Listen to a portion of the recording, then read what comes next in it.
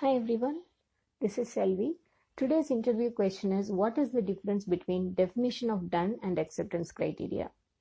Already we discussed in our episode what is acceptance criteria, what is definition of ready and definition of done. But this is a very specific interview question about definition of done and acceptance criteria. Most of the time, many people think that acceptance criteria is the same as definition of done, which is not correct. We will try to understand with some example so that it will be much more clear. What is first of all definition of done? Definition of done is a checklist which helps team to understand what are the things that they need to cover so that that particular work item can be accepted. Why we need to create such a list? Anyway, we all know that what we need to do in the work item, right? Why such a list is required? The list is very much required. Reason being, I am working on certain work item and my another team member is working on another work item. We both are working on different user stories. The way I complete the work item and the way I consider that work item as done is different from the other person. Like say for example, I simply developed the code and I had given for testing and I claimed that it is done. Whereas my team member, he or she is very much different with the opinion. He or she has added developed the code, then designed the unit test cases, ensure the code coverage is reaching according to the guideline, and added the review, ensured the review comments are taken care, and then pushed it for QA. This is some kind of steps that he or she has taken. Now, if there is no separate guideline or if there is no such reference, this is what we need to take care. Everyone have their own opinion to take care of things. So this definition of done is going to act as a checklist, or it is a checklist which is going to act as a guidance for the team to ensure that these are the items that need to be taken care so that the work item can be considered as done. And it is not only helping the team members, it is also helping the product owner when he or she is going to accept the work item as done. Okay, fine, these all things are taken care, because it's also a chance for anyone that he or she may miss out something because usually what happens, we will be pushing all the work items on the last day or just 2 days before the sprint for closure. Product owner is also completely blocked with too many items. Product owner has too many things to consider, check and take it for closure. Now, if we are giving this kind of checklist, it is also helpful for the product owner to quickly refer that and ensure, okay, everything is taken care and not to miss out any of the things. So this checklist is going to act as a reference. And this checklist is common for all the work items. Okay, when I say all the work items, the work item can be a defect, it can be a user story, it can be a spike, any of the work items, this particular definition of done checklist is going to be common. But this checklist is a dynamic checklist, which means it is not going to be static. When I say static and dynamic, during the execution of the sprint, this checklist is going to act as a static checklist. Because if we are keep on changing the things, then I will be referring yesterday. I have referred yesterday and I thought something else is there. And today they have updated something, then something else has got updated and I am not aware. That is not a good scenario. So during the sprint execution, this checklist acts as a static one. Whereas during the retrospective, we try to understand what are the things that we can improvise on this checklist and we will add it. That's why the nature of this checklist is dynamic. But during the course of the execution, during the sprint execution period, we don't encourage any kind of changes. Even if we feel that something needs to be added in this checklist, we will park it and take it in the retrospective meeting and update it over there so that in the upcoming sprint it can be used. So this checklist is going to be common for all the work items. It is a dynamic checklist and which gets updated with the help of the retrospective meeting, where Scrum Master facilitates that and team members share the points and it will be updated in the checklist. This is about definition of done. We will see some examples also. Now coming to acceptance criteria. Acceptance criteria is specific to a work item. It is not common for all the work items. It is specific to every work item. When I say every work item, user story 1 has an acceptance criteria which is different from user story 2. User story 2's acceptance criteria is different from user story 3. So every individual work item has their own acceptance criteria. So first of all, what is this acceptance criteria? Every user story follows 3C guideline: card, conversation, confirmation. The title what we present in the user story, which is called as the card, which talks about who is the user, what is the role that they are playing, and what is the goal of this functionality or implementing this functionality, and the last one is what is the benefit we will get. That is about card.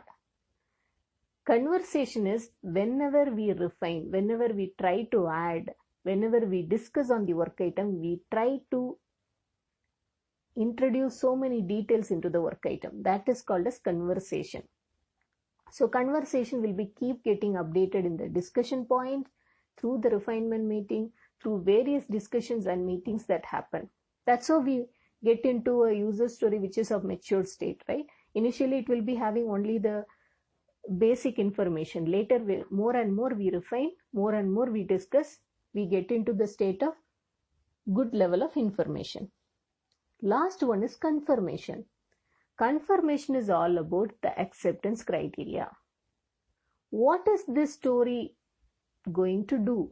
Why are we implementing this? What are the use cases and what that needs to be taken care? What are the options that we need to ensure that this functionality is going to deliver with? All the things are taken care in acceptance criteria.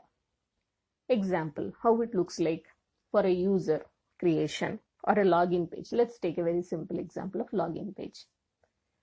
Login page should display with username, password as labels, and text fields as username and password, and there is a button called login, there is a button called reset, and there is a forgot password link, and once you click on login, it should show that username and password are mandatory fields, and when you enter username, it should say whether it is a valid username or not. These all things are captured in acceptance criteria. So acceptance criteria is going to help different people. Who are those different people? First set of people, let's take developers. Developers will be able to understand what is the implementation of this particular functionality that they need to do with the help of this acceptance criteria. Testers are going to use this acceptance criteria to write acceptance test so that they can confirm whether the functionality is working as per the expectation or not. Product owner is going to validate the functionality with the help of specified acceptance criteria what he or she has already written. So that is the power of this acceptance criteria and the importance of acceptance criteria. Now acceptance criteria is written. Now we talked about login page. Let's take another user story of creating users. Will the acceptance criteria is going to be the same? Definitely not. What is the acceptance criteria? Maybe like click on create users link or the menu item. Create users page should appear. And in that, user first name, last name, email ID, contact number, email address, all different user related information is available, and we need to add it, all the text fields at the end. There is an option called create user, and clicking on create user, you should get a message saying that user got successfully created. Now this is the acceptance criteria of creating users. So now we came to know that acceptance criteria of login page is different from acceptance criteria of the create users. So every individual work item has their own acceptance criteria. Whereas definition of done is common for all the work items. What is the example of definition of done? First thing, code review is completed, code coverage is achieved, so and so percentage, no review comments are open, acceptance criteria is met. This is one of the definition of done checklist item, which means definition of done, we cannot say that the story is done only because I achieved acceptance criteria. As I mentioned, I can only develop the story, I can implement the functionality, but I am not even worrying about whether I am writing the unit test cases, whether my code coverage is achieved or not, whether the review comments are taken care or not. I'm not at all worrying on that. Means the particular user story is not done. Why? It is only meeting acceptance criteria is met, not on other things. That is the difference.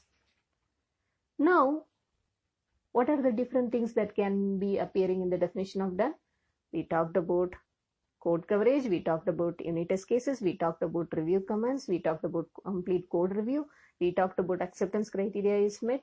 Then there are things like user guides. User guides are updated. Documentation is updated. So these all are certain things that are available in the definition of done checklist. So this definition of done checklist, when I say it is very common, we will take an example. For a create user related user story, I am updating the documentation. Whereas when I am fixing a defect, okay, there is a simple defect which is a cosmetic defect. There is no change in the documentation required. What I will do then? But the definition of done checklist is common, right? How I am going to take care? We can take care. The reason is this definition of done checklist is going to have all the items that are general for all the work items that we are using. Whenever in specific cases which are not applicable, we are very well advised to use not applicable when accepting that particular work item. Like for example, when there is a defect fix happening on the cosmetic issue, then very well we can say that there is no documentation update required for this. So documentation or user guide update in the definition of done is not applicable.